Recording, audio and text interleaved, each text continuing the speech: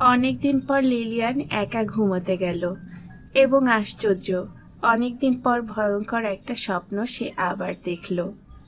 এবারে স্বপ্ন আরো স্পষ্ট, যেন স্বপ্ন না, পুরো ব্যাপারটা বাস্তবে ঘটে যাচ্ছে। সে দেখল বিশাল প্রাচীন শ্যাওলা পড়া এক অট্টালিকা। সে সিঁড়ি বেয়ে উঠছে, লোহার প্যাঁচানো সিঁড়ি। সে উঠেই যাচ্ছে, সিঁড়ি শেষ হচ্ছে না। হঠাৎ সিঁড়ি শেষ, নিচে নামতে চেষ্টা করল। কি আশ্চর্য, নিচে নামারও ব্যবস্থা নেই। সে এখন কি করবে? তাহিরের কথা শোনা যাচ্ছে। সে অনেক দূর থেকে ডাকছে। তার গলা ক্ষীণ, প্রায় অস্পষ্ট। লিলিয়ান, লিলিয়ান, তুমি কোথায়? আমি এখানে। তুমি আমাকে বাঁচাও, আমি ভয়ঙ্কর বিপদে পড়েছি। ওরা আমাকে মেরে ফেলতে চাইছে, তুমি বাঁচাও আমাকে। আমি নামতে পারছি না, আমি আটকা পড়ে গেছি। আমাকে বাঁচাও লিলিয়ান, আমাকে বাঁচাও। আমি আটকা পড়ে গেছি। সিঁড়ি দুলছে, প্রচণ্ড শব্দে দুলছে। দুলুনিতে লোহার রেলিং খুলে আসছে। অনেক দূর থেকে তাহেরের অস্পষ্ট স্বর কানে আসছে। খুব বাতাস দিচ্ছে, বাতাসের কারণে কিছু শোনা যাচ্ছে না। লিলিয়ান জেগে উঠল। ঘড়িতে 1:10 বাজে। লিলিয়ান বাকি রাতটা বারান্দায় রকিং চেয়ারে বসে কাটালো। ডাক্তার ভারম্যান চশমার ফাঁক দিয়ে তাকিয়ে আছেন। লিলিয়ানের মনে হলো তিনি হাসি চেপে রাখার চেষ্টা করছেন, যে কোনো মুহূর্তে হেসে ফেলবেন, হাসবেন তাহিরের মতো শব্দ করে। লিলিয়ান খুব লজ্জায় পড়বে। সেরকম কিছু হলো না। ডাক্তার ভারম্যান হাসলেন না। চোখ থেকে চশমা খুলে ফেলে কাঁচ পরিষ্কার করতে করতে বললেন, তুমি আবার দুঃস্বপ্ন দেখছো? হ্যাঁ, মাঝে মাঝে দুঃস্বপ্ন দেখা তো খুব স্বাভাবিক। আমরা সুন্দর স্বপ্ন যেমন দেখি, দুঃস্বপ্নও দেখি। ডাক্তার ভারম্যান, আমি তা জানি, কিন্তু আমার স্বপ্ন অন্যরকম। অন্যরকম বলতে কি বোঝাচ্ছ? আপনাকে ব্যাখ্যা করতে পারবো না, তবে আমার মনে হয় স্বপ্নে কেউ আমাকে কিছু বলার চেষ্টা করছে। তুমি ঠিকই ধরেছ, স্বপ্নে কেউ তোমাকে কিছু বলার চেষ্টা করছে, এটা ঠিক। অবশ্যই বলার চেষ্টা করছে। সেই কেউটা হচ্ছে তুমি নিজে। তোমার নিজের সাবকনশাস মাইন্ড তোমার কনশাস মাইন্ডকে তথ্য দিতে চাইছে। ডক্টর, কিন্তু তা না। তাহেরের মহাবিপদ সম্পর্কে আমাকে কেউ একজন সাবধান করছে। ডাক্তার ভারম্যান এবার হাসলেন, তবে শব্দ করে না, নিঃশব্দে। শিশুদের প্রবোধ দেবার জন্য বড়রা যেমন হাসেন তেমন। শোনো লিলিয়ান, ছেলেটা সম্পর্কে তোমার নিজের মধ্যেই এক ধরনের ভয় আছে। সেই ভয় হচ্ছে ছেলেটিকে হারানোর ভয়। এই ভয়ের উৎপত্তি হলো ভালোবাসায়। কাউকে গভীরভাবে ভালোবাসলেই এই ভয় তৈরি হয়। মনে হয় এক সময় ভালোবাসার মানুষ আমাকে ছেড়ে চলে যাবে, তখন আমার কি হবে? অবচেতন মনে ধীরে ধীরে ভয় জমা হতে থাকে। তোমার ক্ষেত্রেও তাই ঘটেছে। আপনাকে আমি বোঝাতে পারছি না। আমি স্বপ্নে তাহিরদের প্রাচীন বসত বাড়ি স্পষ্ট দেখেছি। সে বাড়ির লোহার সিঁড়ি বেয়ে উপরে উঠছিলাম। তুমি তোমার কল্পনায় একটি বাড়ির লোহার সিঁড়ি বেয়ে উপরে উঠছিলে? ডাক্তার ভারম্যান, আমি কিন্তু নিশ্চিত জানি ওই বাড়িতে আমরা যাব। তাহির ভয়ঙ্কর বিপদে পড়বে। যদি জানো তাহলে ওই বাড়িতে যেও না। আমাদের যেতেই হবে, এটা হচ্ছে নিয়তি। যা ঘটবার তা ঘটবেই। লিলিয়ান, তুমি নিজের যুক্তিতে নিজেই আটকা পড়ে যাচ্ছ। যা ঘটবার তা যদি ঘটে, তাহলে তোমাকে স্বপ্নে সাবধান করার প্রয়োজন কি? লিলিয়ান চুপ করে রইল। ডাক্তার ভারম্যান শান্ত গলায় বললেন, তুচ্ছ জিনিস নিয়ে এত ভেবো না। তুচ্ছ জিনিসকে তুচ্ছ করতে শেখো। লিলিয়ান উঠে দাঁড়ালো, ক্লান্ত গলায় বলল, আমি ওদের বাড়ির স্বপ্নে স্পষ্ট দেখেছি। দেখা মাত্র চিনতে পারবো, লোহার প্যাঁচানো সিঁড়ি। লিলিয়ান, আমি তোমাকে ঘুমের ওষুধ দিচ্ছি। রাতে ঘুমোতে যাবার 1 ঘন্টা আগে 2টা ট্যাবলেট খাবে, মনে থাকবে? থাকবে। ডাক্তার ভার্ম্যান নিশ্চয়ই খুব কড়া ঘুমের ওষুধ দিয়েছেন। ওষুধ খাবার পর লিলিয়ানের মনে হলো সে তলিয়ে যেতে শুরু করেছে, কোনো গভীর খাদে পড়ে গেছে, নিচে নেমে যাচ্ছে, অতি দ্রুত নেমে যাচ্ছে।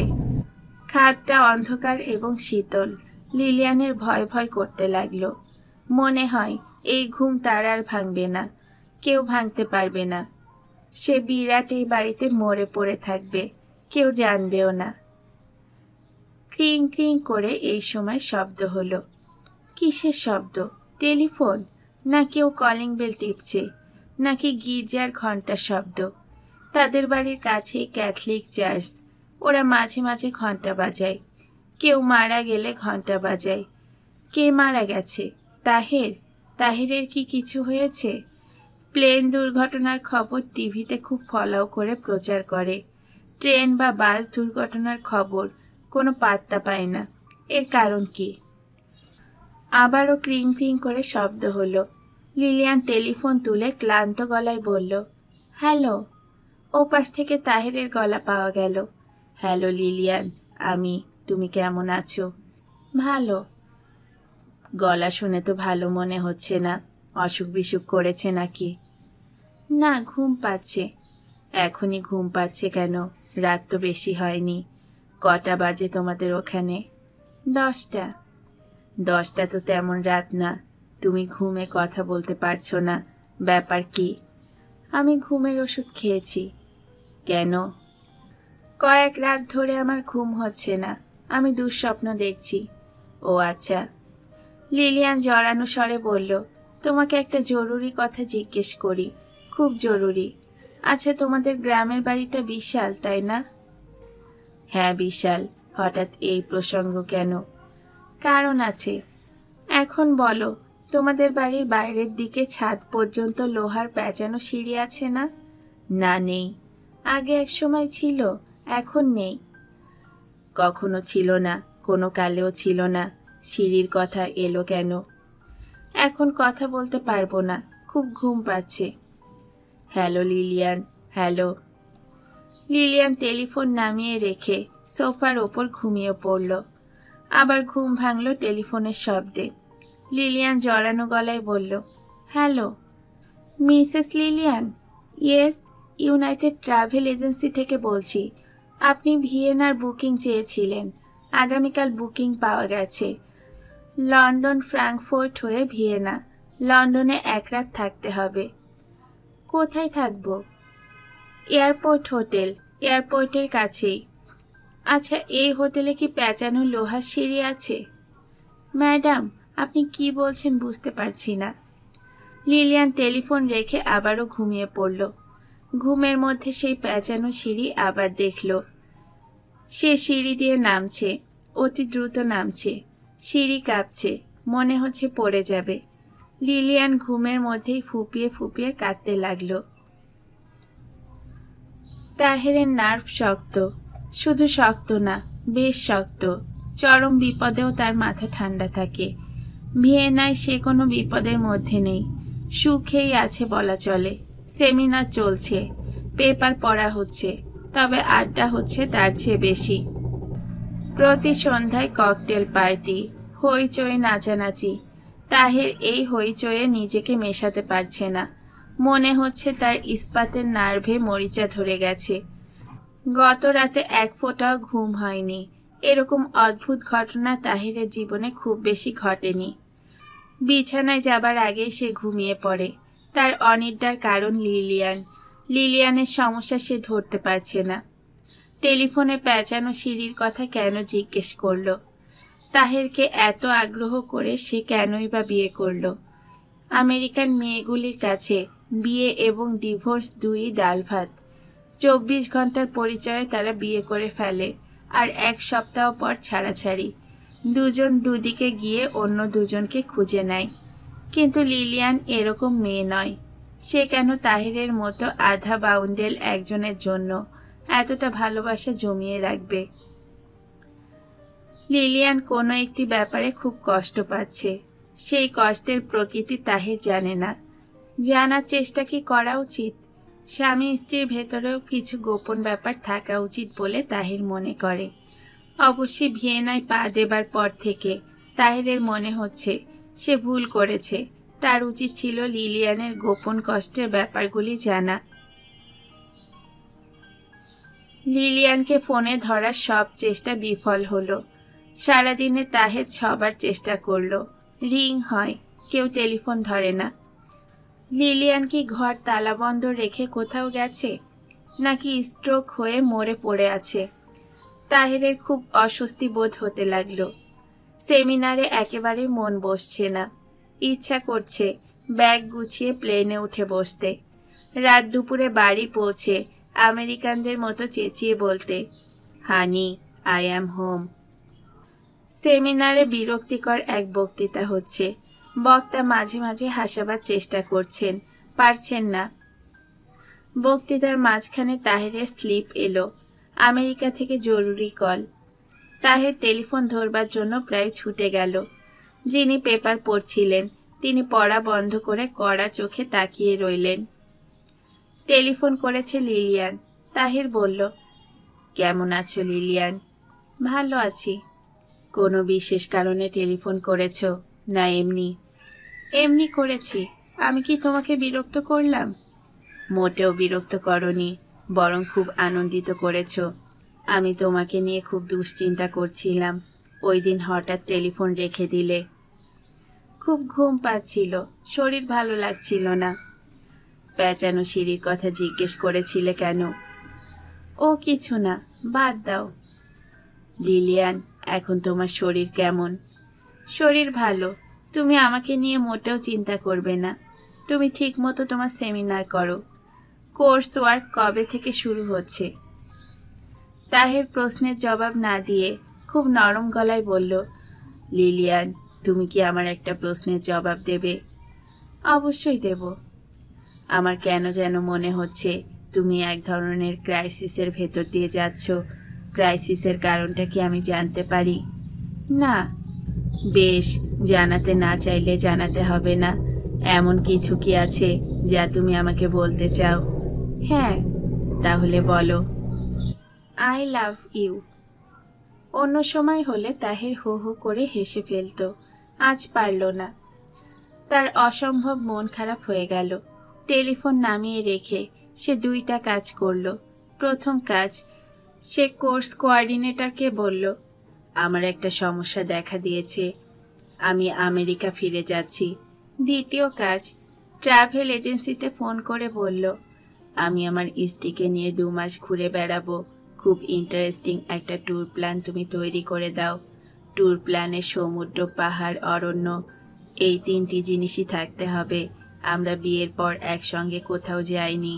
এটা হবে আমাদের প্রথম হানিমুন ট্যুর। অ্যাডভেঞ্চার চাও না স্মুথ প্ল্যান চাও? 2টাই চাই। ট্যুর প্ল্যানে হোটেলের ব্যবস্থা থাকবে? হ্যাঁ, থাকবে। ইকোনমি হোটেল না expensive hotel? Expensive hotel. Economy হোটেলে আমি থাকতে পারি না, দম বন্ধ হয়ে আসে। কোন মহাদেশ ঘুরতে চাও? Europe, Asia? ইন্ডিয়া দেখে আসো। ইন্ডিয়া এবং নেপাল। পাহাড়, সমুদ্র, অরণ্য সবই পাবে। তাজমহল আছে, সপ্তম আশ্চর্য। তাহের হঠাৎ তাকে থামিয়ে দিয়ে বলল, তুমি বরং আমাদের দুজনের জন্য বাংলাদেশে একটা ট্যুরের ব্যবস্থা করো। বাংলাদেশ খুব ইন্টারেস্টিং হবে বলে আমার মনে হয় না। আমার নিজেরও মনে হয় না, তবু করো। পুরো ট্যুরটাই হবে বাংলাদেশে? হ্যাঁ। কিছু মনে করবে না। বাংলাদেশে হানিমুন ট্যুরে যাওয়ার কারণটা কি জানতে পারি? হ্যাঁ পারো, এটা আমার নিজের দেশ। হো হো করে হেসে উঠল তাহের। অনেকদিন পর তাহের প্রাণ খুলে হাসল। অনেক কষ্টে হাসি থামিয়ে বলল, হ্যালো মিস, আমাকে মন্টানা যাবার একটা টিকিটের ব্যবস্থা করে দাও। এমনভাবে করবে যেন আমি রাত দুপুরে উপস্থিত হতে পারি। আমি আমার স্ত্রীকে চমকে দিতে চাই। বলেই তাহের আবারও হা হা করে হাসল। রাত 3টায় লিলিয়ান দরজা খুলল। তাহের দাঁড়িয়ে আছে। বাচ্চাদের খেলনার দোকান থেকে অদ্ভুত একটা মুখোশ কিনে মুখে পড়েছে। মুখোশে তাকে ভয়ঙ্কর দেখানোর কথা, কেন জানি তা দেখাচ্ছে না, বরং হাস্যকর লাগছে। লিলিয়ান শিশুদের মতো চেঁচিয়ে উঠে বলল, এ কি তুমি? তাহের মুখোশের আড়াল থেকে হাসতে হাসতে বলল, ইয়েস বিদেশিনী, আমি। চলে এলে যে? তোমাকে দেখতে এলাম। তুমি কেমন আছো? লিলিয়ান ঝলমলে গলায় বলল, খুব খারাপ ছিলাম, এখন আর খারাপ নেই। এখন আমি ভালো আছি, খুব ভালো আছি। ভালো থাকলে চমৎকার করে ক্যাপাচিনো কফি বানাও, প্রচুর ফেনা যেন হয়, এবং জিনিসপত্র গোছগাছ শুরু করো। আমরা কোথায় যাচ্ছি? আমরা যাচ্ছি বাংলাদেশের একটি জেলায়, নেত্রকোনায়। নেত্রকোনা থেকে নন্দাইল রোড স্টেশন বলে অখ্যাত একটা রেল স্টেশনে। সেখান থেকে 20 মাইল দূরের অতি দুর্গম এক স্থানে, যেখানে আমার পূর্বপুরুষরা বোকার মতো বিশাল অট্টালিকা বানিয়েছিলেন। সেই অট্টালিকার ধ্বংসাবশেষ তোমাকে দেখিয়ে নিয়ে আসব। ওই অঞ্চলে পৌঁছাতে যেসব যানবাহনে আমরা চড়ব সেসব হচ্ছে প্লেন, রেল, নৌকা, মহিষের গাড়ি, সব শেষে হন্টন। হন্টন মানে কি? হন্টন মানে আমি বলবো না। বাংলাদেশে যাচ্ছ, কাজেই এখন থেকে কথাবার্তা হবে বাংলায়। তুমি বুঝতে পারলে ভালো কথা, বুঝতে না পারলে নেই। এত দ্রুত কথা বললে বুঝবো কি করে? স্লোলি বলো, আমি সবই বুঝবো। বাংলা এমনই একটা ভাষা যা স্লো বলা যায় না, অতি দ্রুত বলতে হয়। দ্রুত কথা বলতে শিখে নাও।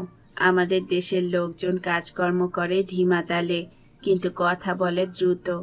বলেই তাহের আবার হো হো করে হাসতে লাগলো।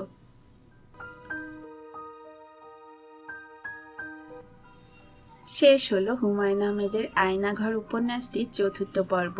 আজকের গল্প পাঠ আপনাদের কাছে কেমন লাগলো তা কমেন্ট করে জানাবেন। আশা করছি এর পরের পর্বটি নিয়ে খুব তাড়াতাড়ি ফিরে আসবো আপনাদের সাথে শেয়ার করার জন্য। ততদিনের জন্য সবাইকে টাটা জানিয়ে এই পর্যন্তই শেষ করছি।